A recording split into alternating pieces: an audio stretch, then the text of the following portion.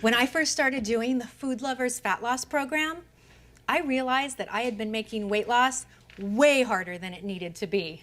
Once I learned a little bit about how my metabolism works and how my body processes the food I eat, then I realized that I could really use all my favorite foods, all the foods I was already eating, to speed up my metabolism and burn off the excess fat. The real key was understanding how my body metabolizes carbohydrates. I had heard that carbs made me fat, but I love carbs, and I wasn't willing to give them up. Well, as it turns out, I didn't have to.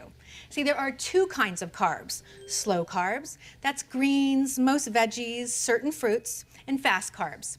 The ones I love and was unwilling to give up are these, the fast carbs.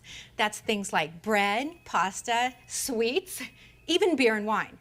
And they can cause you to gain weight if you eat them the wrong way, but they don't have to. Let me show you what I mean.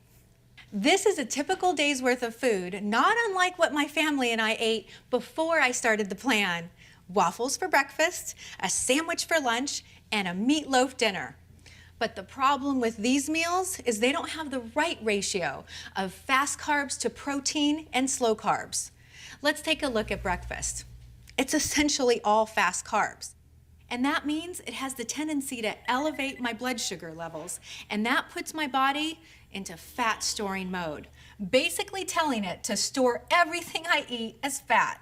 And that was happening at almost every meal. What I learned on Food Lovers was I didn't have to give up any of these meals.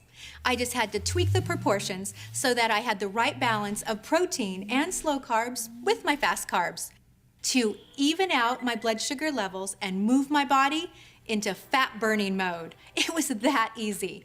And I didn't have to give up anything. I could still have a sandwich for lunch and my family's favorite meatloaf for dinner. But I just had to tweak the proportions and ratios to turn them into a fat loss plate. And then those very same meals will even out my blood sugar levels and cause my body to burn fat rather than store it. Then I learned one other thing, and this was really hard for me to get my head around since I had been a chronic dieter. It turns out I wasn't eating often enough.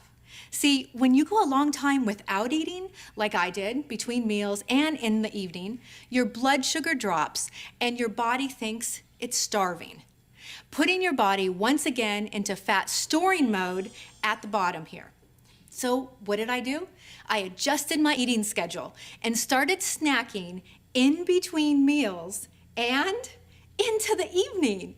Now my blood sugar levels stay even, keeping my body in fat burning mode all day long.